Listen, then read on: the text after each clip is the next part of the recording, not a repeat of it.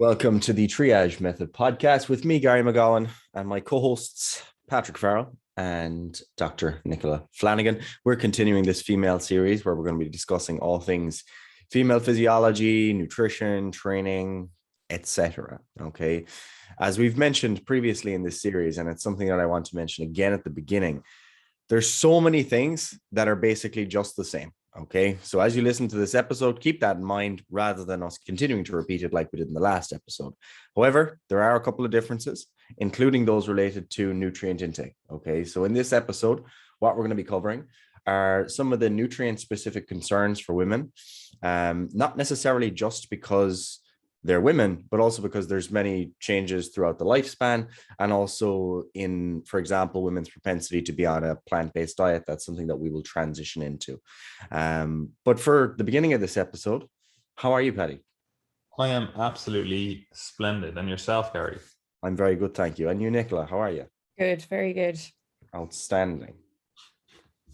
Right, let's get stuck into this episode. So they're obviously, well, I say it's obvious, right? But it's actually kind of not. It's not necessarily intuitive unless you actually do some sort of study with nutrition. But you can be inadequate in nutrients, right? And again, it sounds pretty intuitive, sounds pretty obvious. But if you didn't know that, like animals don't necessarily know that, right? So this was something that was figured out over time by humans. Now, again, animals might have an instinct and go, okay, I need to consume some sodium. You know, they'll go to like a salt lick or something and they'll get some sodium because they're like, okay, I need to consume sodium. We have some of that in terms of there's some nutrients that we have a sense for. Sodium is one of them. But other ones, we just have no capacity to know, oh, I'm deficient in this nutrient. Oh, I need to consume this nutrient, right? So we have to use our nice evolved monkey brains and go, okay, I need to look at my diet. I need to look at what I'm consuming. And then I need to compare that to the recommendations for different nutrients, whether that's the macronutrients, which we talk a lot about, but also the micronutrients, right? Now, I'll say at the outset, none of us here are registered dietitians, at least to my knowledge. And it is a registered dietitian that would be the person that would go through this stuff and make sure, like, they're the only one that can technically, quote unquote, prescribe nutrition. They're the only one that can be like, right, you are actually deficient. They might not be able to classify deficiency, like you have to get blood work, etc. But they're the one that's going to go, these are the nutrients that you have to, eat to overcome this. Or in a hospital setting, as I'm sure both of you guys know, they might be on the team that's going, okay, well, this person needs these, whatever IV solution, whatever type of nutrition for this issue, right? But we're not actually going to prescribe anything in this episode, but what we are going to do in this episode is go through some of the common deficiencies or the common suboptimal intake. And this is something that I also want to just briefly touch on at the start, which is you can be completely deficient. I say completely, I shouldn't say that. You can be deficient in a nutrient, right? Meaning that there's actual issues being caused by that deficiency. If you have, say, for example, one that we'll go on to, if you have a low iron intake, you could have anemia as a result because of that deficiency, right? But we can also have a suboptimal intake, right? We can have an optimal intake, and then we can start getting into excessive intakes, right? So this, you need to look at this as a kind of a spectrum with all of the different nutrients here. It's not a case of, oh, I just need more of that nutrient, right? Because that's often the way people think of it, especially as you first get into this stuff. You're just like, oh, well, I'll just take, 12 multivitamins a day and it'll be all good, and that's not necessarily beneficial. Now, for certain nutrients, that's going to be more harmful. For other nutrients, it's going to be less of a concern. For example, water-soluble vitamins, if you eat in excess of them or you consume in excess of them, you're probably just going to pee a lot of it out, right? Whereas fat-soluble vitamins, like that's going to get stored in your fat and it's going to accumulate over time, right? So there are different concerns. We're not going to talk too much about them, but I do want to make it clear from the start that there is this kind of range of intake that we want to be consuming, and it goes all the way from deficient intake or really suboptimal intake to just generally suboptimal intake, and then we have optimal, or this is where we want to be. Now, the exact numbers for all of these different nutrients, this gets argued back and forth all the time, You know, like I'd love to be able to just come on this episode and go, this is the exact number, you know, it's based on weight or it's based on age or it's based on whatever category, right? But I can't give you exact numbers. We can give you an idea, but ultimately we're all individuals. Ultimately, you know, there's a lot of confusion, I should say, especially in the actual, like, you know, health and fitness realm about, oh, is this a deficient number or is this an optimal number? Where are we in between that? Where should something be, right? So with that in mind, Gary or Nicola, do you have anything to introduce this, you know, topic, or will I just start getting into the nutrients of concern? I think we can go straight into it. Fantastic. Right. So the first one, and this, you know, especially if you are into your health and fitness and you're in the, you know, whatever you want to call this world, the bodybuilding world, you know, like you go to the gym basically, right? Protein. This is one that people will talk about all the time. We've talked about it previously.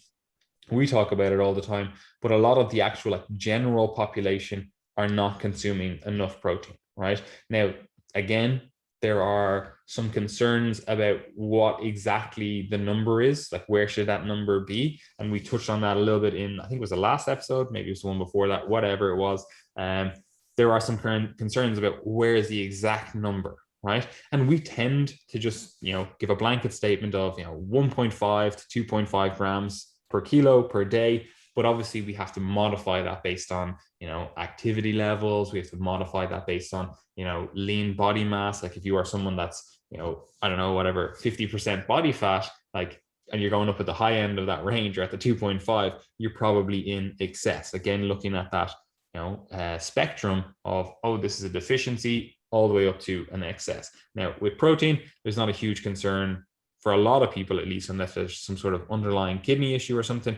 There's not a huge concern about excess protein intake. However, it does mean that it's probably displacing other things in the diet that would potentially be more beneficial, right? But in general, you know, most people are just not getting enough protein, especially if they are in this kind of, whatever you want to call it, athletic population, right?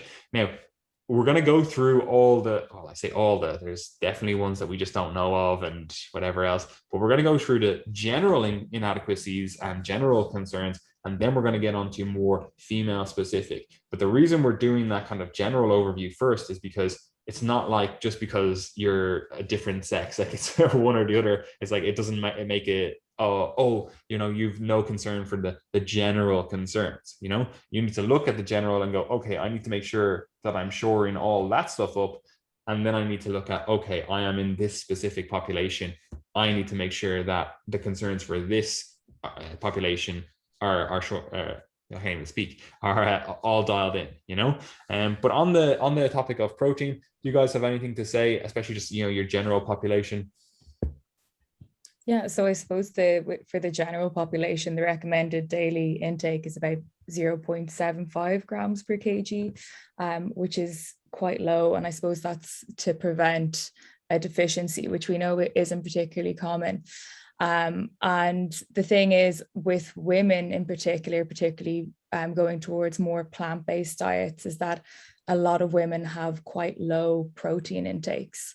And I suppose the knock-on effect of this is, you know, decreased like satiety, lean body mass. And then in the long term, we know that protein also helps support bone health. So especially getting into that older population, we really want to be having more of an optimal protein intake.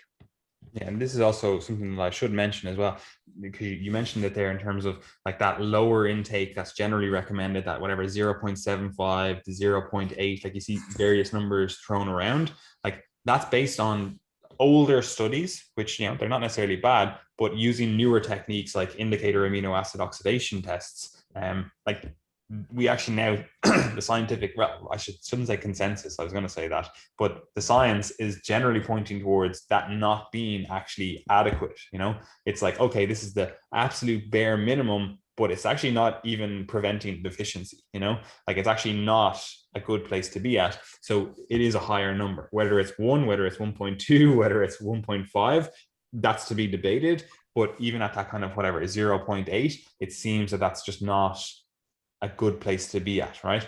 And what's also really important to understand is that protein intake is really just a proxy for amino acid intake, right? And that sounds like, it's just pedantics or whatever, but we actually care about the individual amino acids more so than the total amount of protein, right? The total amount of protein, it matters, but the actual amino acids themselves also matter, right?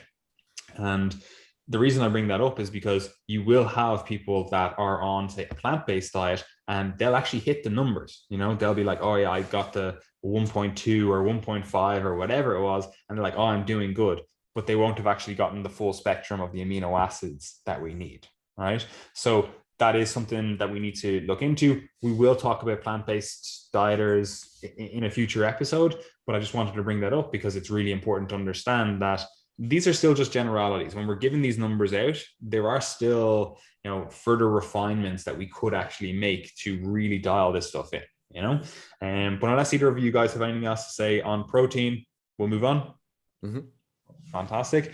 The next one then is fiber. And I actually think women are a little bit better for this than guys. And we'll get into female specific ones in a second, but in general, fiber is underconsumed in the general population. Like you think of the, how the average person eats, like they maybe get some fiber at their dinner, right? Their evening meal. And it's the same with protein, really. They maybe get some protein at their evening meal. The rest, their breakfast, their lunch, they're really just carb heavy meals in general, right?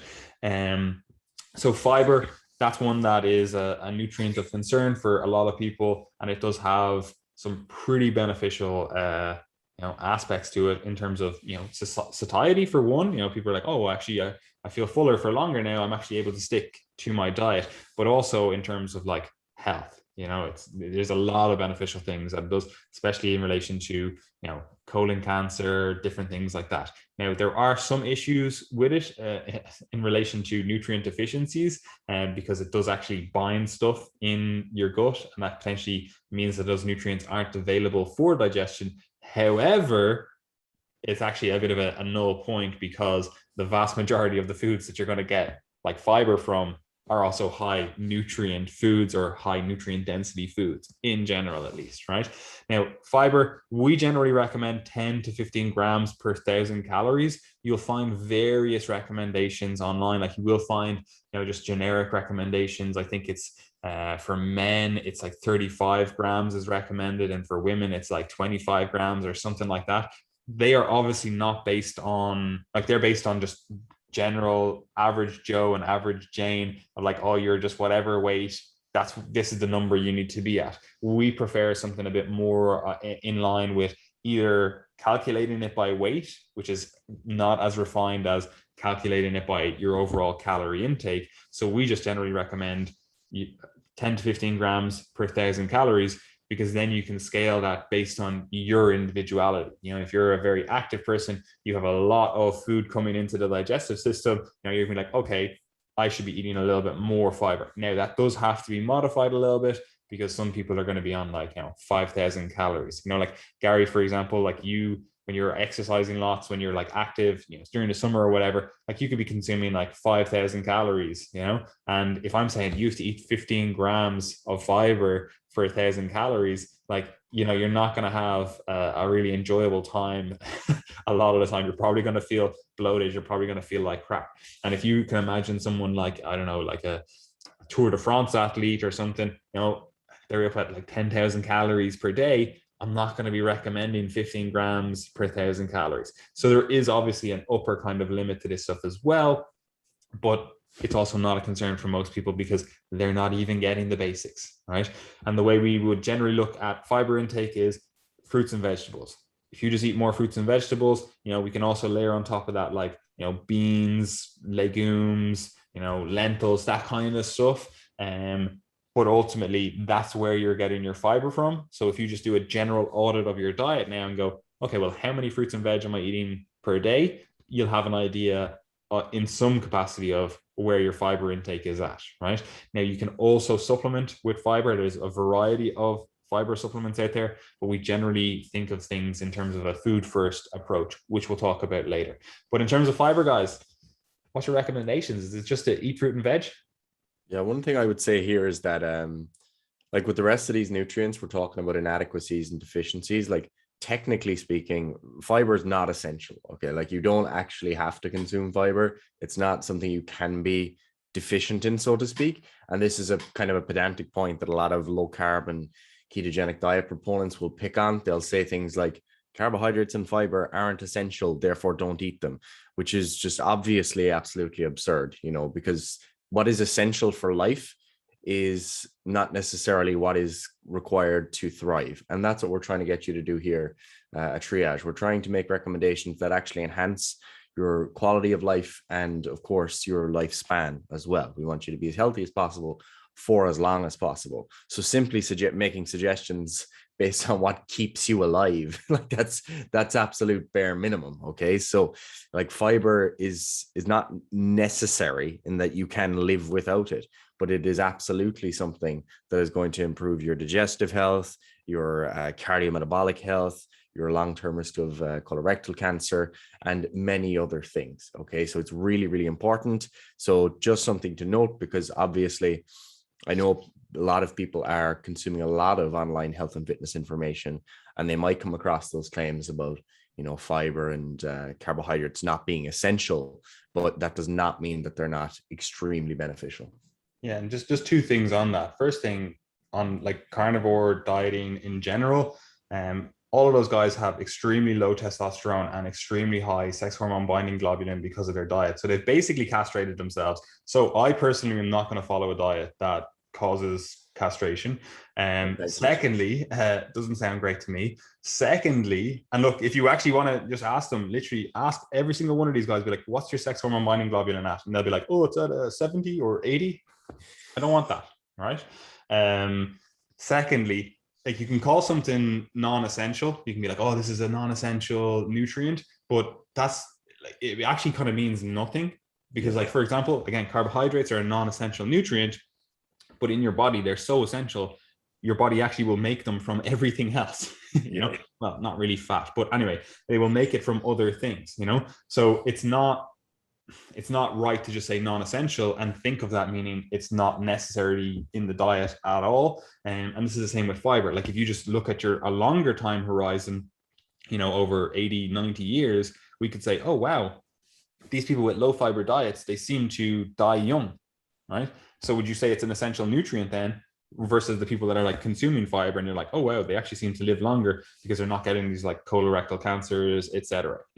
And there are also potential concerns for women. Obviously, this is the female specific stuff. In terms of like fiber is, one of the ways that you actually get rid of like used up hormones and different things in, I can't even speak, in the body. And so this is something that we should be concerned with, especially if we are dealing with like hormonal issues. We need to look at, okay, well, how are these hormones actually even getting out of the body? How are we getting rid of them? And you're like, oh, you're consuming a low fiber diet, and this is also potential, like some of those used up estrogens or whatever, they're in different forms, like they can be reabsorbed and they're not in a beneficial form, we'll call it. Like some of them are cancerous, some of them are whatever. That's why your body's getting rid of them. So you want to consume enough fiber, right?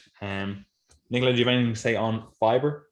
Yeah, definitely. So I think a lot of my clients still would struggle with getting their fiber intake up. And like you said, it is beneficial for many reasons with women's health as well. So kind of mopping up, I suppose, that excess estrogen metabolites kind of from the intestines and kind of getting them out to improve symptoms. But I suppose, increasing fiber, what we generally do is kind of take stock of where someone is now. And instead of, I suppose, telling them to kind of eat more fruit and veg, it's trying to more look at a kind of a broader range of fibers and a broader range of plant-based foods that they can have. So we know that there's lots of different types of fibers, and they all have a range of functions kind of in our gut, and they create, I suppose, a more diverse gut microbiota. So it's just, I was taking stock where we are now and increasing that slowly as well.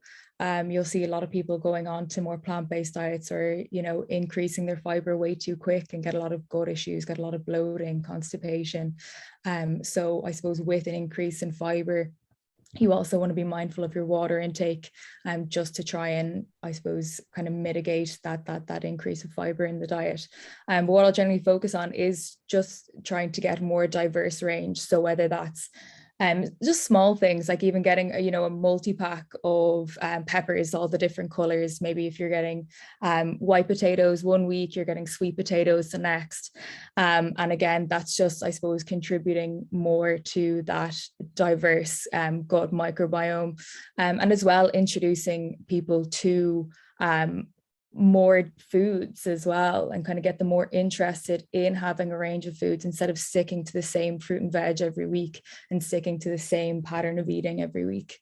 Yeah, 100%. And like there are literally so many little tips that you can do to increase your fiber intake. And this is stuff that we work on with our clients all the time. But I remember even Gary yourself, you said before, like your Laura, she just makes like a bean salad type thing and just has it in the fridge and stuff like that. So simple. If you just have that prepared, you're like, oh, I'm having a meal, I can just have like a bit of that on the side. And all of a sudden, you've increased your fiber intake by 5-10 grams, just by that little extra few scoops of a bean salad, So stuff like that, so easy to get your intake up, but it just does require thinking outside the box a little bit and going, okay, well, what do I actually need to do,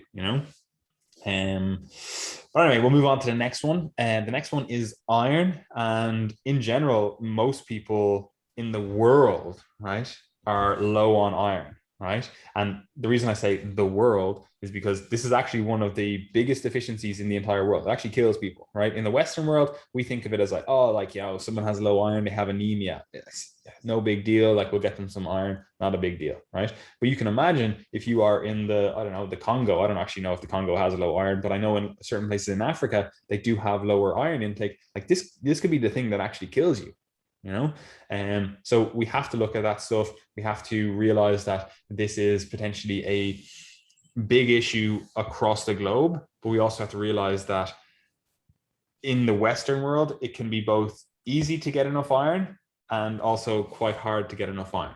And the reason I say that is because if you eat a lot of red meat, it's probably going to be very easy to get sufficient iron, whereas if you are on a plant-based diet, it's a little bit harder. You need to actually think about this stuff, right?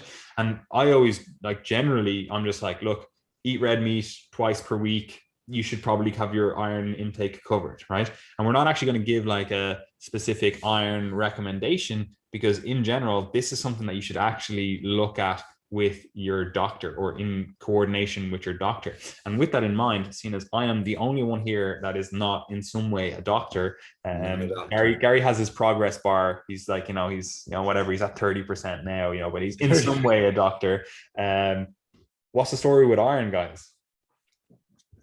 Yeah, so I suppose for women in particular, there's huge iron deficiency rates among women, and it often goes undiagnosed, I suppose, until they're really symptomatic, or until their hemoglobin drops, and at that point turns into, I suppose, iron deficiency anemia. But women, I suppose, have lower iron intakes for, I suppose, two reasons. One, we're losing blood monthly with their period. And then secondly, a lot of women don't really eat a lot of red meat. So it's kind of two main reasons there. And then there's other reasons why you might have iron deficiency, whether it's like inflammatory bowel disease, celiac, other medical conditions. But for women, it seems like blood loss from menstruation and diet seem to be the two biggest factors for iron deficiency.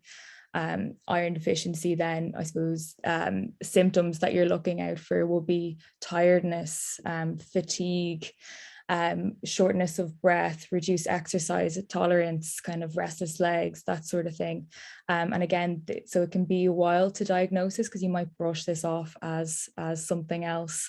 But it is something, I suppose, if you are experiencing those symptoms, to get checked with your doctor. 100%. And like most people, you're not necessarily going to notice this. You're not going to correlate it. You're not going to go, oh, like it's not intuitive. You're not going to go, oh, actually, I need some iron in my diet. How did I not realize this? You're not going to notice that. You might notice it if you say, for example, like I give blood, like you might give blood and they might be like, oh, actually, there's something to look into here, But other than that, like if you are a woman, you just have to pay more attention to this. Now, what I will bring up, and the reason I bring this up is because, you know, we're all Irish. At least I know myself and Gary are. You know, Nicola, you could be, you know, a sleeper agent over there, but we're Irish, and there's a few issues with iron in Ireland, at least in terms of like hemochromatosis, right? So what's the story there? Because I only know, really, this is completely an aside, I only really know about hemochromatosis purely by virtue of the fact that the Celts brought it to Ireland, and it's actually an adaptive thing because generally iron in the Irish diets or the Irish landscape is a little bit lacking. So it was a beneficial thing. But in today's society, not so much potentially. So what's the story there? Yeah.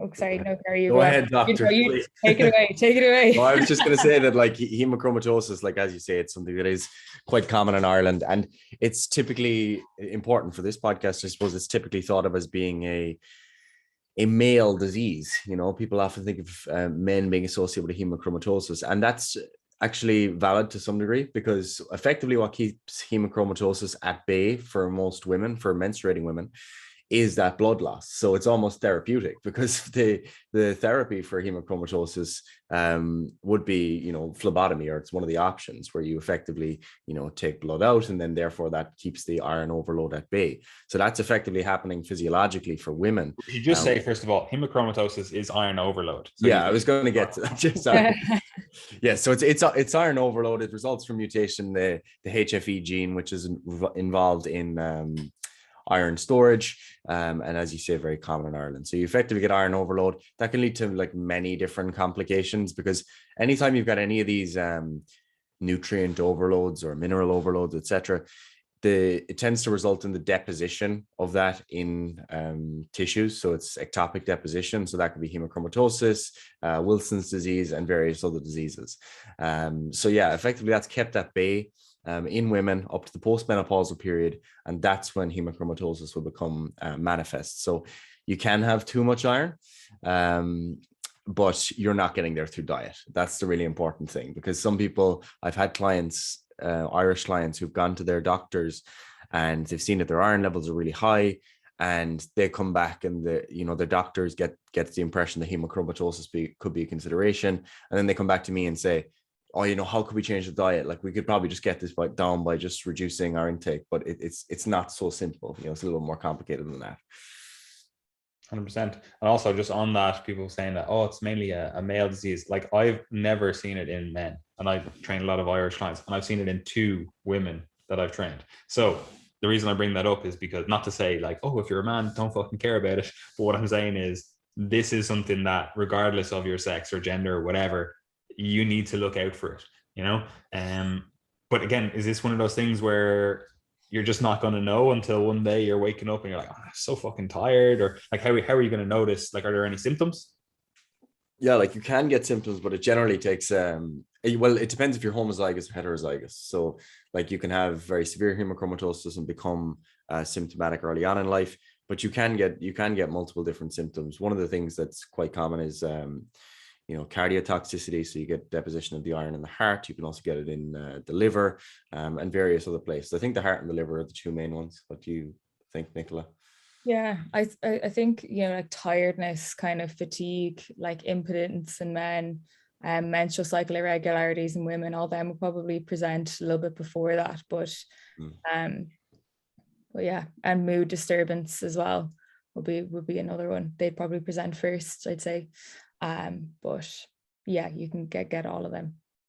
And this is why it's important to talk to your doctor about this stuff. You know, while we can manipulate things with the diet, like, ultimately, if you have excess iron or you have low iron, this is still something that we need to look into. It's not a case of, oh, I'm a woman, I probably have low iron, I'll just, you know, take an iron supplement, whatever. Like, anyone, like, that's just not a great protocol to do. You know, iron is not something to just be like, oh yeah, I'll just, you know, take an excess amount of it. You know, you need to have a good understanding of why and how much you're taking different things, you know.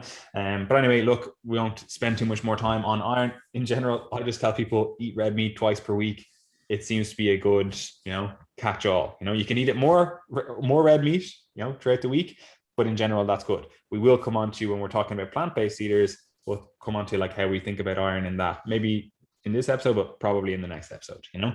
And the next one then is iodine, right? And this is something that, you know, especially Europeans, this is probably, I think it's one of the highest nutrient, or one of the highest concern nutrients deficiencies in Europe, you know, because really the only place you're getting iodine in the diet, at least, is from like seafood. You know, it's from like, I shouldn't say seafood. Yeah, well, seafood probably does it, but sea produce in general, like seaweed, you know, you do get some from fish and stuff. But in general, like Europeans surprisingly don't eat a huge amount of fish. Like Irish people don't eat a huge amount of fish, you know, don't eat a huge amount of like seaweed, that kind of stuff, despite living on an island, you know. So, you know, Gary like didn't eat fish until he was like 25. Barely do. I eat salmon. You know, and so it's surprising that, or I should say, it's not surprising that if we don't consume the stuff from the only place we really get iodine in the diet, you're not going to have enough iodine, right? And now, a lot of governments do stuff like iodize or iodinate certain foods, and they do like iodinized salt, for example. They do like milk products. Like I think it was Switzerland was the first country in Europe to iodinize their food, because the Swiss are just fucking absolute chads. But also like they're literally a landlocked country in the fucking Alps. You know, of course they're not going to have enough iodine. And there are some major issues with not having enough iodine. But again, as I'm not a doctor, I'm not going to touch on that. But before I, you know, push this over to either of the one trainee doctor and one actual doctor, in general, like the recommendations for iron intake is in and around 150 mcg per day, right? Now, you don't need to remember that, you don't need to think about that, because we generally don't think of this stuff, especially as humans, but also as coaches. We're not looking at this stuff as, oh, this is the exact amount you should concern. We're going to look at what foods are we eating, and are we getting enough of it through that? And we'll talk about that a little bit later on towards the end of the podcast. But in general, the way you're probably going to get iodine in the diet is some sort of iodinized salt. Now, in Ireland, you would think it would just be the normal salt, like the normal table salt, but a lot of the time it isn't. And a lot of the time, like we often recommend switching to something like a low salt, so a low sodium salt. Like, you know, low salt is the brand, it's just a potassium based salt, and that isn't iodinized either. So, you know, you need to look into that stuff. But there are also iodine fortified products. Again, depends on the country. A lot of milk, sometimes in different countries they'll add iodine to it. But again, if you're on something like a plant-based diet, you might not be consuming milk, you know. So if you're consuming a low sodium diet and you're doing like a plant-based diet, those two big hitters, they might be gone. So it is something to think about. However, I think that, well, I suppose it might be. People that are on plant-based diets generally tend to eat a little bit more like varied nutrients in their diet, varied sources. So you might actually get more like seaweed and stuff. Or you could just do the absolute Chad move, which is consume a load of sushi throughout the week, and you get a load of sea-based produce, both in terms of seaweed and then actual like fish as well. But anyway, look, I'll hand it over to you guys. Iodine, if we're deficient in iodine, what's the story there? What issues come up? Yeah, so I think for a lot of these nutrients, they're not something I'd get overly worried about. And I think if you're listening to this kind of for yourself, like thinking about, you know, whether you're deficient in iodine or not, there's a few, I suppose, different cohorts that I'd be most concerned with iodine. So it would be people with plant-based diets, it would be people that are hypothyroid, and then maybe people considering pregnancy as well. So I suppose those are three that will be the most important to consider for. So yeah, like iodine is needed for, you know, fertility. It's needed for the growing fetus. It's also needed to make, you know, your thyroid hormones, so T3, T4, and TSH. So yeah, if deficiency in that can be pretty significant if you're any of those cohorts. And as far as I'm aware, iodine and DHA are the two biggest correlates with childhood intelligence. So if you want smart children, get your iodine in. Gary, to say on iodine, look, because realistically we could spend an entire episode going through every single one of them, going to it. But do you mind to say on that, Gary? No? No, you don't need to start tracking your iodine intake. You'll be grand probably. See, this is also the thing. Look, you can make very simple changes. You can Yeah. go, okay, actually, I'm going to switch to an iodinized salt. Boom, no issue there. Like it's a very small amount that you need to get. Maybe eat some sort of sea produce, like seaweed, whatever, sometime throughout the week. Like you literally, well, in England at least, like you can get like kelp crisps and stuff like that. I haven't really seen them in Ireland, but I know you can get them. They're actually quite tasty. So like you can do stuff like that, very simple, not a huge concern, but you can also do something which kind of goes against what we generally talk about, which is a food first approach. But you could just take a multivitamin, and in general you're going to get enough iodine through that. But we'll talk about that later on. The other thing I suppose with it is, if you think you might be deficient in iodine, don't start milling a whole load of seaweed as well. So I mean that can have its own issues, but just in case you decide to go out, and not a good idea. Not a good idea. And this is also something as well I should mention, because you see these things online where someone will say like, oh, iodine is associated with like proper functioning thyroid, and you go, oh, actually I have a thyroid issue. I'm never diagnosed with a thyroid issue, but you're like, oh, I'm struggling to lose fat, it must be my sluggish thyroid or whatever. And then all of a sudden you're like, that's what I'm going to do, and that's the intervention I'm going to do. I'm going to just get as much iodine into my diet. And again, we need to think about this stuff on a spectrum. We don't want to have too little, but also too much is also not as or is just as non-beneficial as well, But anyway, look, we'll move on from iodine. The next one is vitamin D. And this is something, as we are, again, all Irish, this is something we do not get enough of. Most people are just deficient in vitamin D to varying levels. Again, there is some, whatever you want to call it, there is some back and forth about what the actual deficiency level is. For example, in Europe, we have a lower level set point. We're like, oh, this is the level that below this, it's deficient. Whereas in America, they have it's set at a higher level, and there's reasons for that, but we don't need to get into them. So it depends on where you are in the world. It also depends on ethnicity. It also depends on a whole host of factors. But in general, we're not getting enough vitamin D, because the major way we get vitamin D in the normal world is from sunlight. So you can imagine, like today I'm in London, and completely overcast, like I'm 9 stories up or whatever, and I feel like I'm in a cloud. Like I'm not producing any vitamin D here today, because I literally can't even see the sun. So you need to get some sunlight, direct sunlight on the skin, to actually synthesize that vitamin D. So if you're not getting that, especially during the winter, especially if you live in Ireland and it pisses rain for 300 days per year, like you're just not going to get enough just from the sunlight alone, unless you are doing stuff like, okay, it's sunny out today, I'm going to go out and I'm going to sunbathe, and you're going to do that whenever you get the opportunity. Now, the thing about that is there's obviously a higher risk of skin cancer from doing that, and there's also the fact that you can only actually synthesize a certain amount in a given day. This is also interesting as well. People always think like, oh, you need to go out and get tanned to get enough vitamin D, but actually you synthesize your vitamin D before you even get tanned. Like you don't even need to get tanned to synthesize your vitamin D, but I digress. It's basically going to be very hard to get adequate vitamin D if you are living in a northerly European country. You live in Canada, maybe you live in Russia, whatever, right? It's going to be quite hard to get that.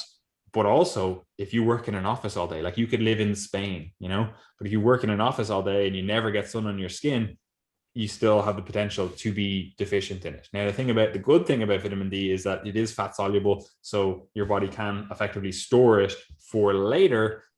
So you really only need to make sure that at least, during the summer months, you get some sun on your skin. But in general, I would at least generally recommend, I would recommend generally getting some blood work and assessing this stuff, but that's just me. But in general, like you can pretty much safely consume 1,000 to 5,000 IUs. Now, I wouldn't generally recommend 5,000. It's probably excessive for most. But 1,000 to 2,000 IUs of vitamin D3 just in a supplement form, especially throughout the winter. Maybe you just drop it off during the summer when there is a bit more sun in the the sky. But what are your guys' thoughts on this vitamin D? Yeah, so with vitamin D, it's probably one of the only things that I nearly make a blanket recommendation for people to supplement with. So it is found like in small amounts in food. So like, you know, oily fish or egg yolk, fortified foods, cereals, but the intake is generally insufficient. And so it is one of those ones that I would nearly make a blanket recommendation, particularly during the winter months, somewhere like Ireland. Vitamin D is really topical as well at the minute in terms of COVID. And it comes up a lot in terms of autoimmune diseases as well. Like you'll see a lot of deficiencies in like celiac, in thyroid disorders as well. Pregnancy is another big one that having inadequate levels definitely isn't optimal for. So, and as well, I know we're going to talk a little bit later about calcium, but for the absorption of calcium as well, we need adequate vitamin D. So particularly for women, we know that we have decreased bone mineral density as we get older. So we really need enough vitamin D to be able to absorb calcium just to maintain bone mineral density. 100%. So get your D in, that's all I'll say. You want to say, Gary? No, sir, that sounds good to me. The next nutrient of concern, and again, this is just general population. Now, all of this stuff does still apply to women, but just general population here. Vitamin B12 as well is one that, you know, most people are just not getting enough of, and generally we're finding this in animal products and or fortified products, you know. So there's a lot of like grains and stuff. Like if you get cereal, like you get your whatever Nestle's, Wheatos or whatever, like they're generally fortified. They generally fortify it with stuff like the B vitamins, including B12. But in general, we're probably only getting this in a quote unquote normal diet from animal products. And again, you don't actually need a huge amount of this. It's like 2.4 mcg. But again, I don't want you to be thinking of, oh, well, I got 2.2 today. I need to like calculate this stuff out. You don't need to think about that stuff. All you need to know is if you're eating, generally speaking, animal produce, like if you're eating our protein recommendations and you're getting it in a mixed, like, you know, omnivorous diet, you're probably good to go. You don't need to think about this too much. You know, if you are a plant-based dieter, you probably need to think about this a little bit more. But again, we'll talk about that in the plant-based section, unless Nicola, unless you have anything to say on B12 right now. No, not really. I suppose it's important for, you know, proper kind of nerve functioning and for the production of red blood cells as well. It's really debilitating deficiency to have. But like you said, it's not something to really worry about for the general population. It's more older age and for plant-based vegan diets as well. But it can be pretty easy. Nutritional yeast is a really good one to have if you're someone with a vegan diet. It has a very nice cheesy taste. I don't know if you guys are aware. So it's a good way to get your B12 in. I would try all these things. I'll literally eat anything. If you gave me a plate of fish eyes, I'd probably eat it. Gary, on the other hand, he's definitely like, oh no, jizz, boy, I wouldn't eat that. No, there. If you said to me now, oh, it has a lovely cheesy taste, I'd be like, there's cheddar in the fridge. I'll eat the cheddar. So boring.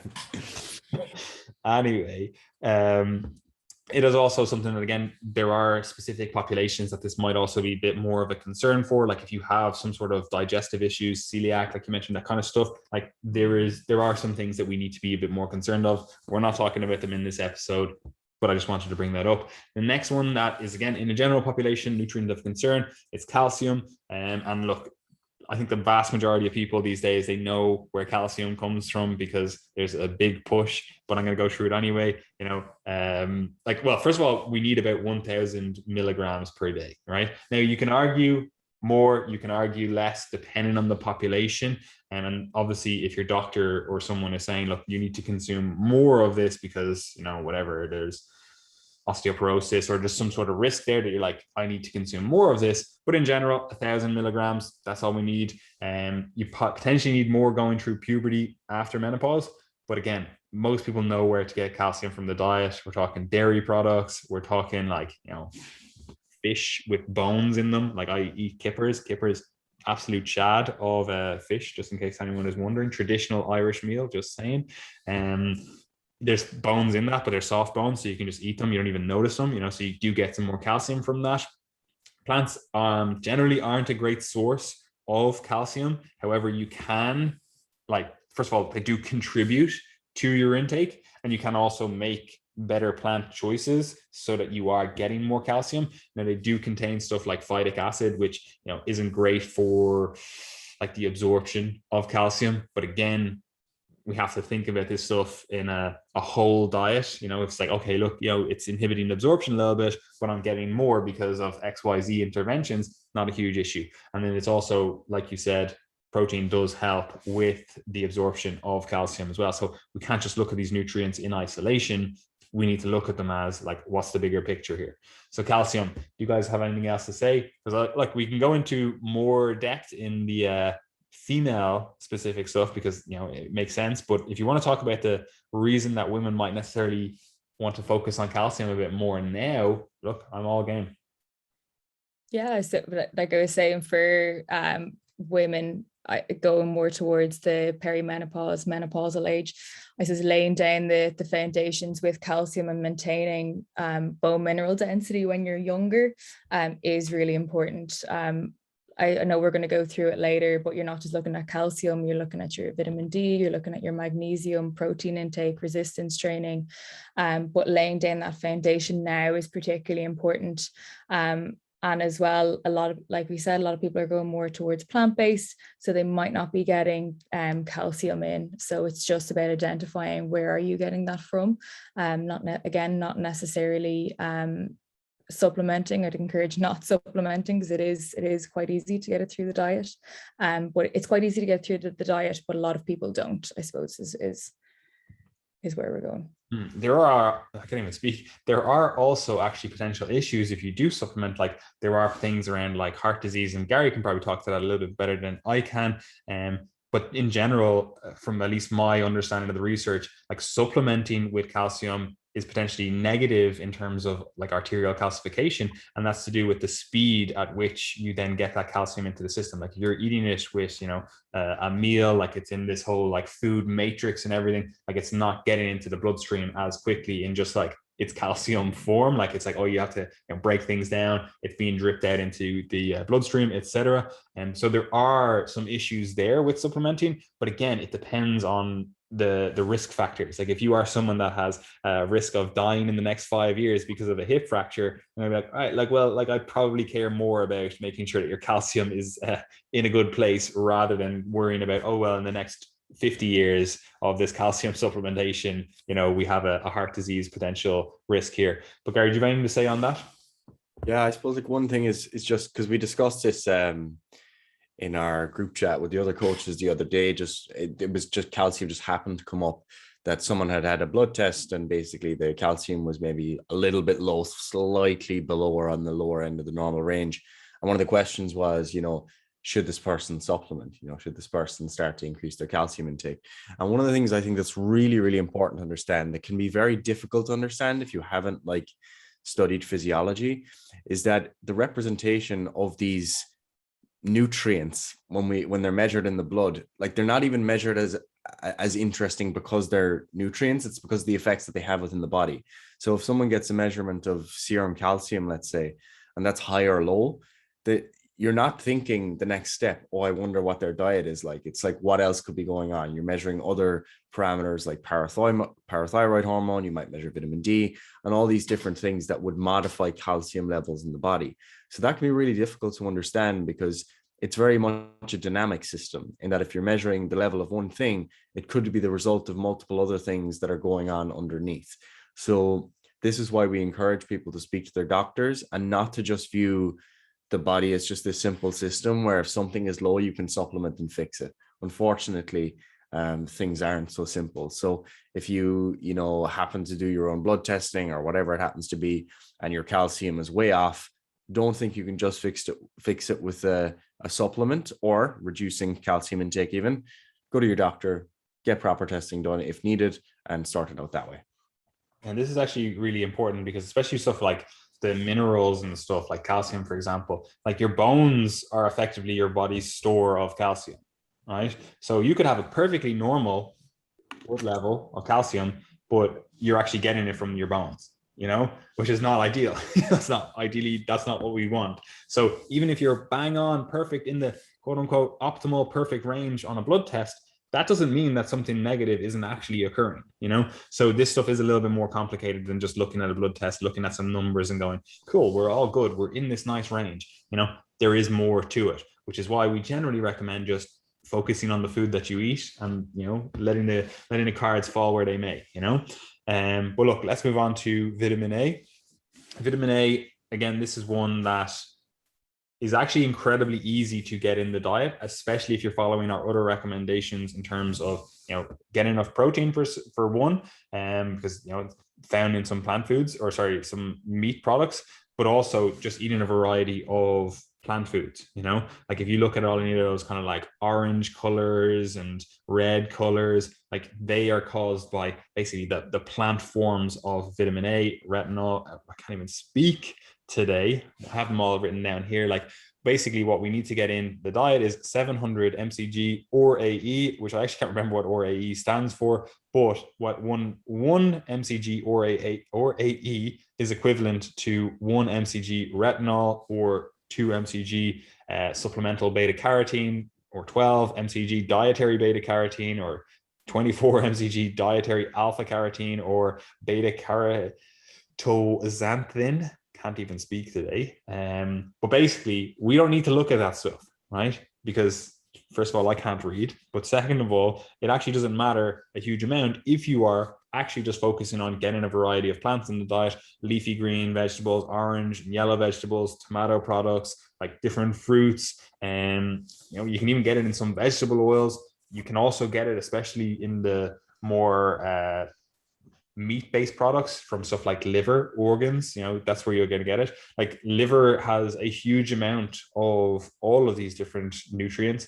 Like if you wanted to give yourself, like the fastest way to give yourself like vitamin A toxicity or even vitamin D toxicity is going to be eating a load of liver, or go up to the North Pole and eat some polar bear liver, because they are literally like, that's a good whack of nutrients in that, but also in eggs and dairy, that kind of stuff, right? So vitamin A, what are your guys' thoughts? I just want to hear you read out that beta. I just can't get Liver King out of my head after you've spoken. I know that's all I'm thinking. Primals. This bulging abs. Are you eating liver and bone marrow yet? Liver is actually delicious, though. That's the thing. Like, he's ruining it for all of us. Yeah, I know. It's just I don't know. But I think it was already. No, I'm not. I've kind of forced myself to eat it a good few times. I used to eat it, but yeah, absolutely the chad of all organ meats. Yeah, the male urge to eat liver. No, the male urge to eat raw testicles. It's the masculine urge. We don't say male, we say masculine. That's the meme. Yeah. But yeah, look, I mean, if you want to go and eat liver, please be my guest. But do actually be mindful, seriously, of the fact that you can actually genuinely give yourself too much vitamin A or vitamin A toxicity from consuming too much liver. There are genuine case reports of that happening. But I think that one of the case reports, I think we discussed this in the podcast before, Paddy, was someone who ate polar bear liver and then literally it happens all the time. Like people will go up well, I say all the time, but it has happened throughout history where someone will be up in the northern Arctic Circle or whatever, and they're like, all right, fuck, we're dying, we need to survive. They'll kill a polar bear and they're like, right, well, we're just going to make sure that we eat as much of this as possible, and they'll eat the liver and they'll get like 30,000 units of vitamin A, and they'll actually be in a worse position than when they were like starving, so like there's loads of case reports of that, or more likely there's loads of case reports of, oh, these guys, they just fucking died up in the Arctic Circle after eating polar bear. Yeah, so if you want to eat your organ meats, a couple of times a week is fine. But I mean, even if you're just eating a mixed diet, plenty of plants, as Paddy said, all the colorful vegetables is a great shout. And then, eggs and dairy and other meats as well also contain vitamin A. So it's not just the liver. So you'll probably be fine. There are some, to be fair, variations in how people convert plant-based vitamin A to animal-based vitamin A retinol, but probably not of much clinical significance if you're eating a complete diet overall. 100%. And also we can just acknowledge that the Chad, sorry, Lick, did you want to jump in? No, you're grand. I was just going to say, and then bringing it back to the ladies, for there's implications for your pregnancy and prenatal as well, which we will get onto in another episode. But I just wanted to interrupt and say that the Chad British RAF pilots telling the Germans that they just consumed a load of carrots for their eyesight, when in reality they had radar. You know, that's during World War II. That's what they were doing. But it does bring up the point that vitamin A and all those retinoic, whatever, like they are associated with better eyesight. You know, that's why people say like, oh, eat your carrots and you'll be able to see better in the dark. First of all, that's somewhat of a lie that they just told to the Germans, but it is somewhat of a truth as well in terms of like it can actually help. You know, your eyesight does depend on this stuff. But anyway, look, as you said, there are some fertility things in relation to this, but then also actual like pregnancy things in relation to vitamin A. So we'll cover that in future. The next nutrient then is magnesium. Most people just don't get enough magnesium, but also this is a really, really simple fix, because you basically just need to eat vegetables. You know, it's like, this is where magnesium is in the diet. It's in your vegetables. Like, you could argue that some of it is in your water supply. Like, I'm in London, as I said, and like we have heavy water here. So you are actually technically getting more of these different minerals in that, even though, you know, it's pretty awful when you're like trying to wash your hair and stuff. You're like, oh, you can actually feel like the difference. But you do get some magnesium from your water intake, especially if you buy like bottled water or whatever. Like, you'll see them list all the different elements and whatever on the side of it. But in general, we're just looking at green leafy vegetables for our magnesium intake. And we really only need about 310 milligrams of magnesium per day. Now, there are, you know, potential reasons we might consume more. There are potential reasons that we would be more concerned with, you know, focusing on magnesium in the diet, but, you know, we don't necessarily need to talk about them. What I will say as well, that there are certain, like, you know, foods in the general food supply, like breakfast cereals and stuff, that are, you know, fortified with magnesium. But in general, it's really not that hard to get enough magnesium in the diet if you're just eating some fruits and vegetables. So guys, do you have anything to say on magnesium? So for women, you know, we need enough magnesium to be able to absorb and process vitamin D. So again, that has knock-on effects of bone mineral density.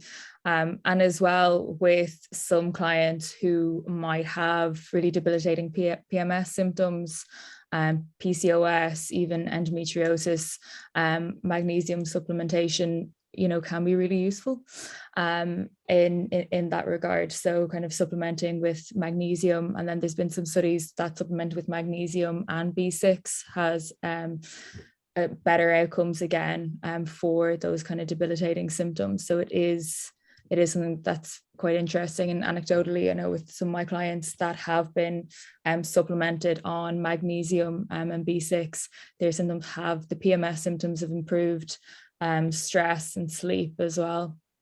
So absolutely you can get it through diet, but if you just identifying those people that kind of might be at risk of deficiency is important.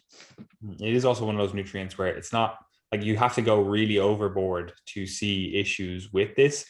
You're probably more likely to see like gastrointestinal issues with it by just like slamming a load of magnesium, especially if it's in something like a magnesium oxide form. Like, you're going to get more, let's just say, you're going to go to the toilet a bit more frequently than you would like. So magnesium, great nutrient. It is actually, you know, ATP in our body is actually bound to magnesium. And this is why you see things like, you know, relaxation. You know, people often think of like, oh, ATP, surely that means energy, but you actually need ATP to relax things as well. Like, you actually need energy. You need to spend a little bit of energy to relax certain things down. This is why you see, you know, certain populations benefit from this. You know, you might have like a load of cramping or something, and all of a sudden you get more magnesium in and you're like, oh, actually, I don't have as much cramping, or it's not as severe. So magnesium is fantastic for a lot of different things. Again, we won't, you know, belabor the point. Just get enough magnesium, eat your fruit and vegetables. It usually gets the issue sorted. Again, then we might look at it and go, okay, maybe we want to supplement at certain times or in certain populations, you know. The next one then is potassium. We actually need quite a lot of potassium. And it is one of those nutrients that people just don't really get a lot of in the diet, which, it is beneficial for a lot of different things, but especially in relation to heart disease and blood pressure. And we really need about 2,600 milligrams, and we're going to get that from fruits, vegetables. Potatoes are actually really high. People always think of like bananas, but potatoes are actually like way higher. And then also stuff like potassium salt, like we talked about earlier on, that low salt, switching out your sodium based salt for a potassium based salt really does help ensure that your potassium levels are adequate. And like traditionally we've probably needed about like a 10-to-1 or a 15-to-1 ratio of potassium to sodium, or at least I shouldn't say needed. That's what we've consumed in the diet. And nowadays, like those numbers are probably the exact opposite. We're probably getting 10-to-1 sodium to potassium. So that's not really beneficial. And again, like we talked about at the start of this, like certain animals will have, desire. They'll be like, okay, I can sense a nutrient that I need in my diet, and they'll go to get sodium, for example. They'll go to a salt lick.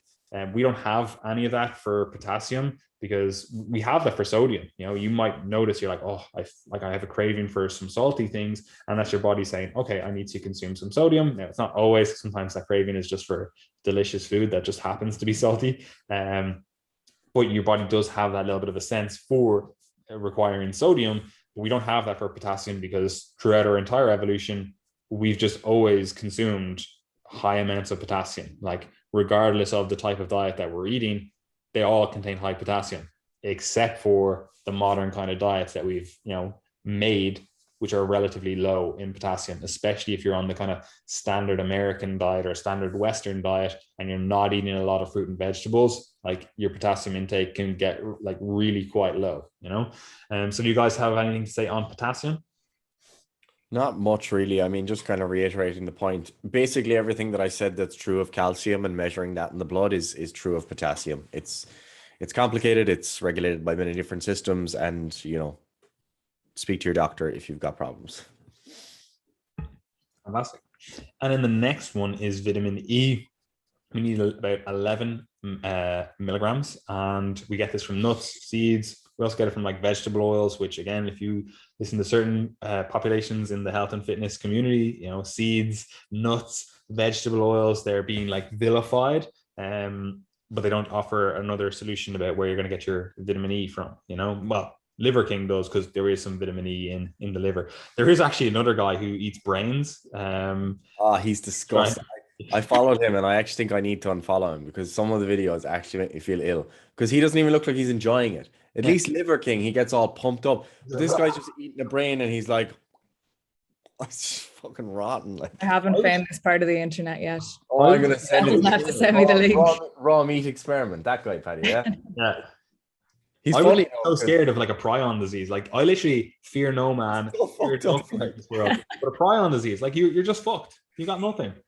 Creutzfeldt Jakob. It's such a horrible disease to put yourself at risk of. Like, I don't care how much you like brain. Nah. But anyway, look, don't eat brain. Well, I'm sure some people get enjoyment. I know people like in Scotland, I think it is, they eat lamb's brain. I'm sure it's look. I would try it for sure, but I'd still be scared of getting a prion disease. Yeah. But anyway, vitamin E, get your nuts, your seeds, and your vegetable oils. Vitamin K, we need about 90 mcg of this. And we get this from green leafy vegetables, again, vegetable oils, and some fruits. This is beneficial for a number of things. You don't necessarily need to get into it, because we're really just talking about how we get this stuff in the diet at the moment. The next one is choline, and I actually think choline is a really important nutrient. Like it's a what's it called, a conditionally essential nutrient. It's a quasi vitamin. But choline, we need about 425 milligrams. You get this in the Chad liver. You get it in meat, poultry, fish, dairy products, and eggs, right? Choline, really beneficial nutrient. Do you guys have anything to say on choline? Because there is loads. Look, we could get into the really nitty gritty of this stuff. There are things in relation to brain health. There are things in relation to heart health related to choline. I don't know if either of you guys want to get into that. No? Not today. Fantastic. The next one then is omega-3s, and we talk about this all the time on the podcast. Most people are just not consuming enough omega-3s, especially Gary, because he's afraid of fish. So roughly about 1 to 5 grams per day. Now you can go on so many different websites and different things and be like, oh, well, what's the amount of DHA and what's the amount of EPA we need? And again, we can look at deficiency levels, and then we can look at these more optimal levels. And generally speaking, look, if you take 1 gram per day of omega-3s, you're probably in a good place. You're not going to be deficient, but certain populations are going to need more. And in general, if we're talking about you're trying to optimize your health, like we're probably talking about 3 grams as like, that's a really good place to be at. You're like, okay, I've really made sure everything is dialed in. 5 grams is like that kind of like, okay, I want to, there might be a small extra little sliver of a benefit from slightly more. There's no real downside. So, you could go up that high. Like I personally take 5 grams. I have ADHD. I notice a difference in terms of when I take, stop fucking laughing, Gary, at my mental illness. Right, then the listeners know. Don't worry. Well, I have to say, like, people literally listen to this all the time for the first time ever, Gary. You're right. No, I don't mean that you say it. I mean just listening to you speak, man. They know you have ADHD. Continue. Just because I'm not neurotypical like you. Fuck's sake, Gary. I'm neurodivergent on the other side, sitting here like, yeah. That's because you have depression. That's a different thing. But anyway, omega-3s, like I notice a difference if I take omega-3s at the 5 gram versus the 3 gram range. So like certain populations are going to notice a difference. Certain populations are going to require more. This is also very true of, like we talked about earlier on, like developing fetuses, feti, whatever plural of that is. You might be like, all right, actually, I want to make sure that they are getting enough DHA, especially for brain development. EPA, I always often think of it as more of a heart health component, because it has a lot more vascular stuff, vascular benefits and heart benefits. But DHA, it's all about the brain, So there are certain things that we would potentially, or certain reasons we would potentially want to focus on omega-3s in the diet, certain populations, especially if you are planning on getting pregnant, especially if you are pregnant. And again, generally, I recommend just, again, a food first approach, just eating some sort of fatty fish 1 to 2 times per week. You probably get enough that way. Again, it depends on the exact type of fish, the quantity, etc. But it's also generally not that harmful to consume, some fish oil, some omega-3 capsules per day. There are also plant-based options for that, which Nicola, you can get into now in a second. But just in general, look, most people could do with consuming a little bit more omega-3s in the diet. Yeah, absolutely. So a lot of women don't either, again, through plant-based diet, or a lot of people just don't eat fish.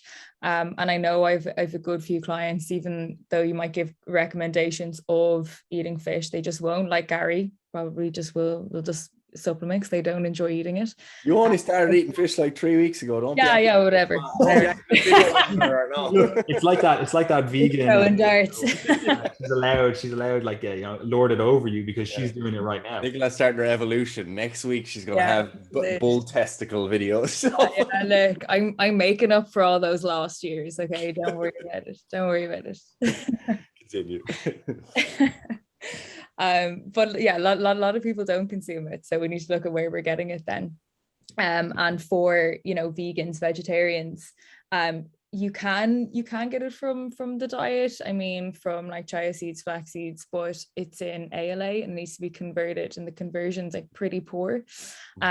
So supplementing with like an algae supplement would be probably more beneficial. And then for women, other reasons why like you might need it, like we were saying, like the cognitive benefits, maybe in the older age, kind of cardioprotective benefits, and as well for women, again, endometriosis, like PMS, those kind of anti-inflammatory benefits that it would have is important as well. And as we discussed previously, omega-3s are primarily stored in the ass. So yes, lest we forget. If you want a huge ass, get your omega-3s in. Like that sounds like I'm joking, but that is, acids go wherever the fuck fatty acids want to go, but primarily they are stored in the gluteal femoral area. And that is obviously, well, I say obvious, it's not really obvious, but that's potentially because it's a good area to store things for a developing child. Like if you were pregnant, and this is also goes on to like the depleted nutrient hypothesis, which we'll talk about when we talk about fertility and pregnancy and all that kind of stuff in future. But in between pregnancies, again, people will say stuff like, oh, I've noticed like my ass is a bit flatter or stuff like that. And, you have to actually replete nutrients that are used up in pregnancy, because pregnancy, you're literally photocopying a human. Like it requires resources, but look, we'll talk about that in future. We should make that a headline, and you'll see a huge drop in like the prevalence of veganism. I'm telling you. Wipes out the whole vegan population. Anyway, look, the next nutrient is folate, and obviously this, people are a little bit more aware of this folic acid. They're a little bit more aware of this because again, there's a huge push by government organizations and stuff to make sure people consume enough of this. You need about 400 mcg per day. And again, you're getting this generally from vegetables, especially like those dark leafy green vegetables, fruits. You also get it from like fruit juices, nuts, beans, peas, seafood, eggs, dairy products, liver, again, meat, poultry, and grains. Actually, we should have said on omega-3s, you get omega-3s from eating brain. So that's what that guy is doing. He's just getting ahead of the curve. He's getting his omega-3s in. He's eating some brain. That's it. Yeah. That's it. He's winning. But anyway, we are the minority. He's going to evolve past us. But anyway, folate, do you guys have anything to say on that? Yeah, I mean, folate is something that's obviously very important. If you've heard of people talking about folic acid before, if you want to have a healthy pregnancy, super important. Okay, so that's all we say for now, because we will definitely cover folic acid in a future episode. There are also better and worse forms of folate depending on what you're looking for, but in general, look, we don't need to cover that now. Now, Nicola, I want you to run through some plant-based potential deficiencies, right? Because we're going to do an entire plant-based episode, but just while we've covered, just the general deficiencies, give us a quick hitter of the, plant-based concerns, and then we'll get into female-specific concerns, because again, we've covered everything. A lot of the normal nutrient deficiencies. Let's go into the female stuff. So plant-based people, what are they deficient in? Yeah, so what we just went through there, a vegan vegetarian diet, particularly a vegan diet, is potential deficiencies in all of those.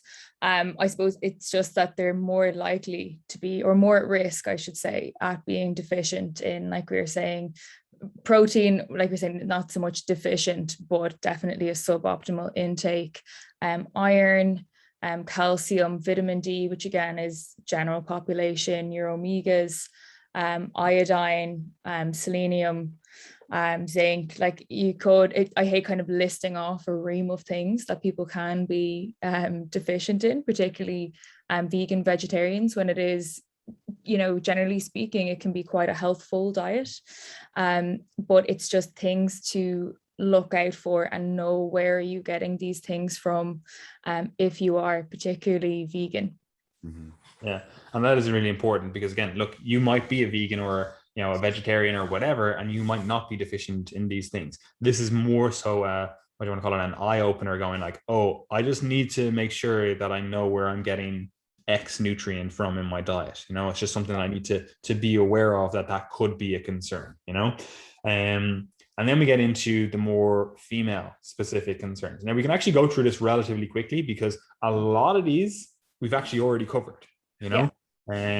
So look, Nicola, I'll let you take it away. If you want to run through, I suppose the first thing, like women are not just a homogenous grouping, right? That should be obvious enough. And you're going to have different goals. And as a result of that, depending on where you are in your life stage, depending on where you are in your goals, whatever it is, you're going to have different nutrients of concerns. Like if you are 13 versus 30 versus 90, we're going to have different nutrient concerns. But give us a kind of a rundown here of these female specific nutrients of concern. Yeah, absolutely. And like we were saying, we're going to touch on kind of fertility, pre and postnatal in another podcast. But even though that subset in itself, between the different trimesters, between breastfeeding, they all have different requirements as well. We're going to be talking about perimenopause and postmenopause in another one, but just I suppose to touch on a couple of brief things here. Like we were saying, iron is the big one for women. Like we were saying, we lose it, have blood loss through menstruation. And we went through the symptoms that you might have then. So, but what we didn't go through was how, where to get it in the diet, how we can kind of increase the absorption of iron as well, which is a big one. So we have our heme iron, our non-heme iron. So our heme iron is through animal products, through animal foods, and then non-heme iron would be our plant-based sources of iron. So heme iron is generally well absorbed in the body, versus non-heme iron, which isn't as well absorbed and needs to go through a chemical conversion to be heme iron. So increasing its absorption, you're looking at adding vitamin C to meals. You're looking at the way that you're cooking, what you're eating, your iron sources with, like we spoke about phytic acid earlier, and like the oxalates, other things like tannins in tea as well can hinder the absorption. So those, I suppose, are your heavy hitters with that. But like we were saying, iron deficiency is different from iron deficiency anemia, in that you can look at a blood test and see that your hemoglobin is normal and be like, that's grand. But if you're not looking at, I suppose, the full clinical picture and things like ferritin saturation, you can't really write off that you don't have an iron deficiency just because your hemoglobin is normal. So yeah, I don't know. Do you have anything you want to add on that? Look, I can go off on a million tangents, but yeah. that was pretty well covered. I suppose actually just on that, if people are going to be looking at, food sources of this, it is a little bit harder in obviously the plant-based stuff, but even in terms of, people who are eating meat, like a lot of people do stuff like just eat like chicken breast, and that actually doesn't have a huge amount of iron. When you're looking for iron, what you're really looking for is that kind of reddy color. Like you can think of it in terms of like oxidation, you get rust and it's like, oh, iron, rust, reddy kind of color. But it does also hold true in terms of the meat choices that we make. Like if you eat something like a chicken thigh, that does actually have a little bit more iron in it. And if you also eat something like red meat, that's actually going to have more iron in it as well. So like you can just visually inspect and be like, okay, the meat choices I'm making, are they likely to have a little bit more iron in them based on the redness of them? Yeah, one thing as well, because we're Irish, is that there's obviously that meme that like Guinness is very rich in iron. And like, yeah, Guinness has iron, but it's not that rich in iron. You've got like, I think 0.3 milligrams per pint of Guinness, which is just not a lot. I think that's it anyway, but it comes to about 3% of what you'd require in a day, or even less than that, really. And the reason I bring that up is because a lot of Irish men with hemochromatosis, I was actually listening to James Kavanagh's podcast the other day because he's absolutely hilarious, and he was talking about he was interviewing his dad, and I think his dad has hemochromatosis, pretty mild, but he was like, oh, I loved Guinness all my life, but now the doctor only lets me have 2 pints. So James Kavanagh's dad, if you're listening to this, you can absolutely have more than 2 pints, right? Maybe not because of the alcohol, but like the iron is just not that much at all. It's 3 pints of Guinness is going to give you the same amount of iron as like an egg, So one, if you're someone who's worried about iron overload, you can keep the Guinness. And then 2, if you're trying to boost your iron intake in the diet through, stout, pick something else maybe. 100%. Of course, Gary would sidetrack when we're talking about the female population. He would talk about the male population. Well, this is a pro Guinness podcast, and I want equality.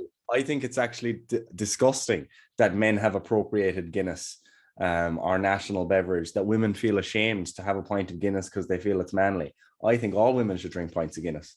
How do you feel about Arthur Guinness being a unionist? He made a great product. That's all I care about. Okay, I don't care who's behind the business. You just give me a good product. Anyway, other female specific nutrients of concern, Nicola.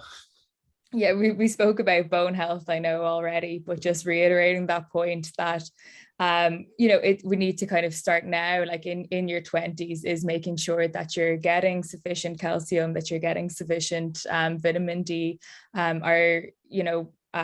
bone mineral density does start to decrease kind of late 20s. So it's just putting down that foundations now, so that you're not in trouble kind of later on in life. And of course, you're also looking at protein there, you're looking at resistance training, and as well, there's, maybe a potential benefit of supplementing with creatine as well, which I know we didn't touch on yet. But... Look, we probably will do an entire one on bone health as well later on in this podcast series, because look, this is something that there's actually so many factors that we can manipulate to encourage this stuff, from the training side of things to the nutrition side of things to also like your sun exposure to all of this stuff, so we won't go too much into it here now. Is there anything else, female specific nutrients of concern? I think I'd probably consider those kind of the two main ones, and then other things that we've already spoken about, like we were saying, kind of omegas for anti-inflammatory, or like magnesium, B6, that sort of thing.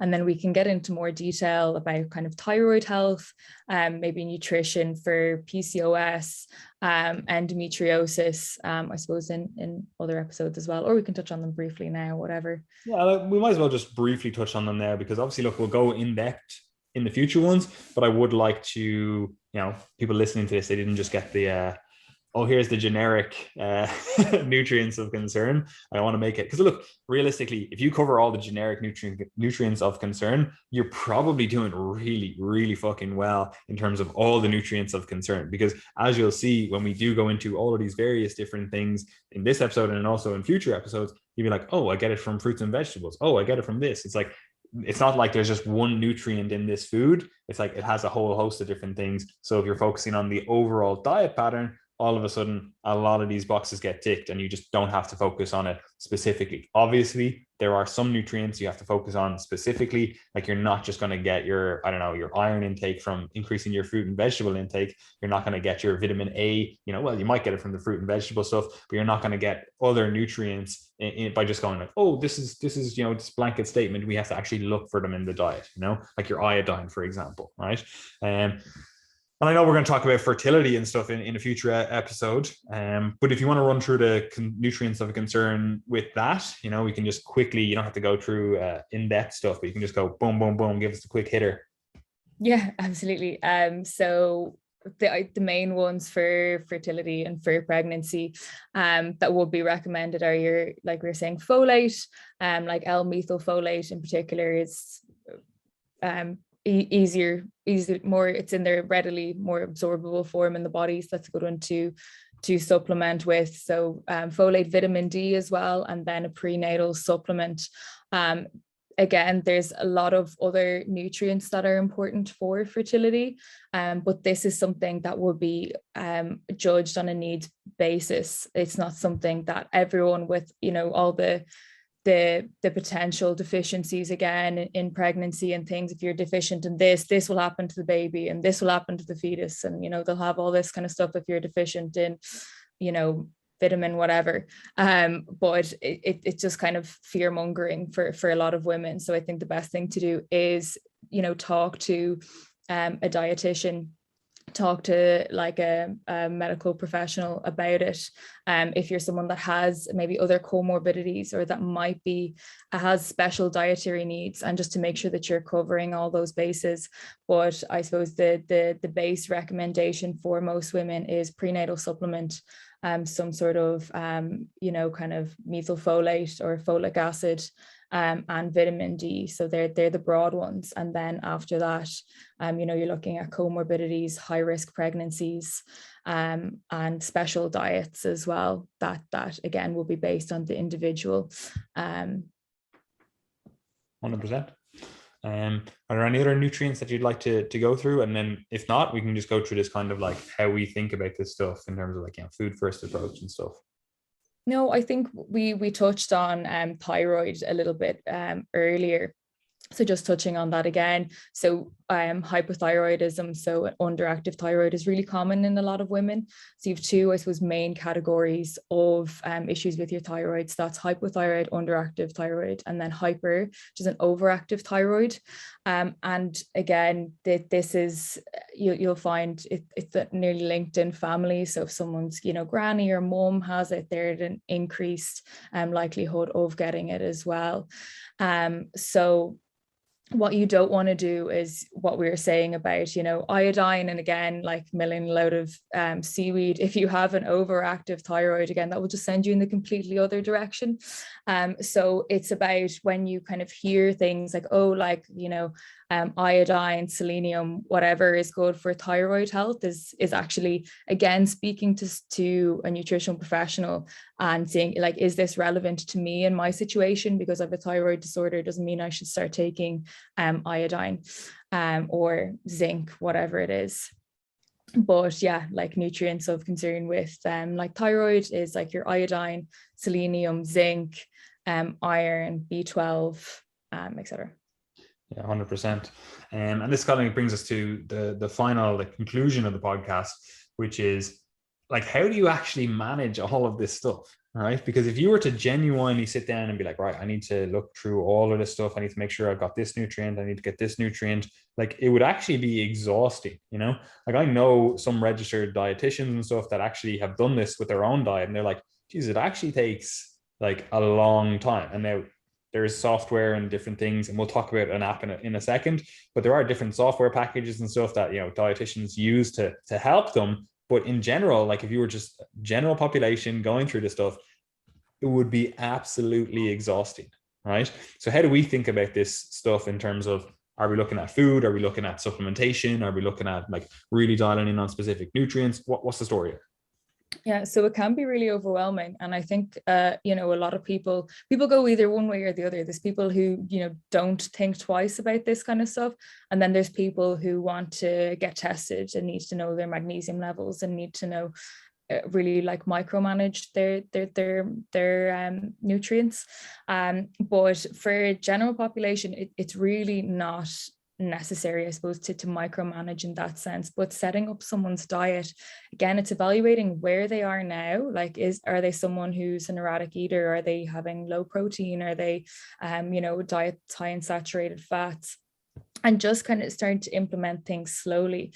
So if it's something like they've a terrible diet and low protein, you're not going to start looking at their vitamin A levels. Are they getting their vitamin A?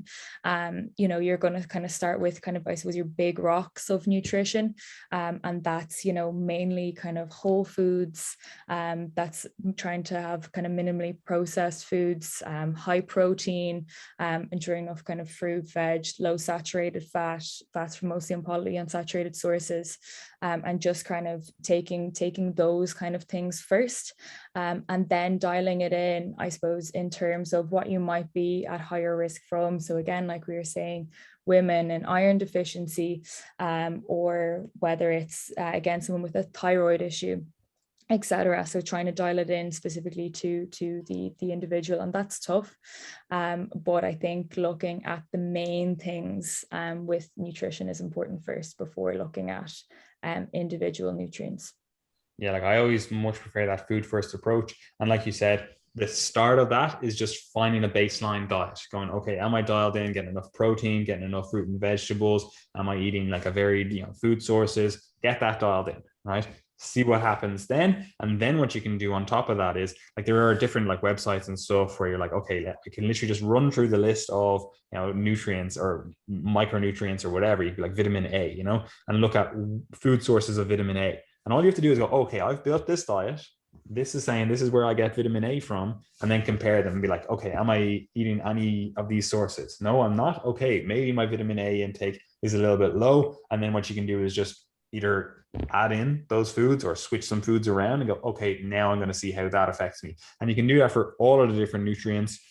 Like there are, like again, like the CDC has websites, the NIH has websites, the NHS has websites. Like there's so many different websites that you can go on depending on your location, and you can figure out, okay, what are the food sources of this stuff, right? Because that's probably the best approach for this, to look at the food and make sure your food selection is in a good place. And then you don't have to micromanage the stuff. You don't have to go, well, I only got 420 milligrams of this stuff, and I should have got 500. Like, you don't need to do that stuff if you get your food selection in a good place, right? And we also generally get people to use like the app Chronometer or Chronometer. Some people say it like that. I don't know which one's right. It's quite good. It'll give you an idea of the different nutrients in your diet. So if you're like, right, I want to see across the week how my diet looks in terms of my micronutrients, minerals, vitamins, etc. And you're like, okay, I'm just going to pop in what I'm eating into Chronometer, whatever it is, and then see what is coming up as deficient, what is coming up as low intake, high intake, whatever, and that's generally how we do. We go, okay, let's focus on the food. And then, we'll either assess it by just looking at food selection, or we'll use an app or something like Chronometer and go, okay, this is identified that vitamin A, you're not getting enough of that, or, iodine, or whatever it is, right? And obviously you want to look at this stuff over a week. It's not just the one isolated day where you had a really great intake of everything. It's like, okay, well, what's the week look like, and that's generally where we'll start with that stuff. And then we'll look at really like targeted diet decisions, targeted choices. So we might have already done like, okay, we made a few different swaps, but now we might be like, okay, we've really identified that vitamin A we're just not getting enough of, then we might be like, right, we actually need to really focus on these foods in the diet. I'm going to really try to make sure that they're in my diet. So it's really targeted, really just isolated. We're like, right, you need to eat some more brain and liver, you're going to do something like that. You're going to be like, these are the foods that I need to eat. This is how I'm going to fit it into my diet. I'm going to have them twice per week, or I'm going to do whatever it is. You're going to come up with a really targeted protocol for specific nutrients because you've assessed your diet and you just can't find them in your diet, right? You do that before you look at supplements, right? But the first supplement you can do, just as a cover your bases, is get a high quality multivitamin, right? Now, the thing about this is it's not a cure-all. People use it as a like, oh, I'm on a multivitamin, so I don't need to think about the diet, but it's just not the case, It is also the case that you could be consuming a multivitamin and getting excess levels of intake with different nutrients. So it's not the be all and end all, but it can be a good little choice to just be like, right, rather than focusing on the completely random isolated nutrients, you're just going to get a multivitamin, right? Then if we're really concerned about certain nutrients, I would generally just, talk to a dietitian or a doctor. But if, you're really concerned about these things, we could get into like very targeted supplementation. But as we've discussed on this podcast, a lot of this stuff is in a spectrum. So just because you think you're deficient doesn't mean that supplementing to like excessively high levels is a good idea. Like, we need to look at that as like, okay, well, where is my intake at? Where do I need to be at? You probably need to get help with this stuff from an actual dietitian, or even just talking to your doctor, and iron, especially because we've mentioned it a few times, that is definitely something that I would just be talking to my doctor or a dietitian or whatever about, rather than just deciding, oh, I'm going to take some iron supplement. It's it's not something that you want to just do excessively. So that is something that I would talk to an actual professional about. And this is also especially the case if you are or want to get pregnant, like it's not just you that you're thinking of there, it's the child as well. And like Nicola said earlier on, like there can be a lot of fear mongering in this stuff, and you can be like, oh fuck, I'm basically destroying my child's life for the rest of their life by not getting these nutrients, or not having my diet dialed in, etc., etc. But there are certain things that we can focus on in a very low stress way to make sure that we've looked and covered all our bases. But ultimately, I would just talk to an actual professional about this stuff, So guys, do you have anything else to say in terms of our overall approach to that stuff, Nicola or Gary? Fantastic. So take us away, Gary. Wrap it up. All done. Okay, so as always, guys, if you like the podcast, we do appreciate when people share it. We love when people share it. We love when people leave reviews. So do whatever you can to spread the good word. Also, if you'd like more specific help with your health and fitness goals, female or otherwise, we do have coaching spaces available. So maybe you're listening to this podcast as a trainer yourself, or you're a trainee, or you're a woman who wants to learn more about female nutrition. regardless of who you are, we do have coaching spaces available. We've got a team of coaches with a broad range of capabilities and special interests. So we almost certainly have someone that can help you towards your goals. All you have to do is look at the links in the description box below. You can contact us at info@triagemethod.com or complete the application form below, and we will get back to you with more information. Otherwise, you can keep up with us on social media. We put out a lot of free content. Okay. So Triage Method on Instagram will take you to all of our respective pages, and you'll see plenty of informational content there. We also put out a weekly newsletter, the Triage Method newsletter, which you can subscribe to below. And that is information, generally an essay or short article or that type of thing that doesn't go elsewhere on our social media. So if you're not following there, you are missing out. So make sure that you're subscribed. And other than that, I think that's everything. Fantastic. I've nothing else to say unless you have anything else to say, Nicola. We'll just wrap it up there. No, all good. All good. So we'll see everyone in the next episode.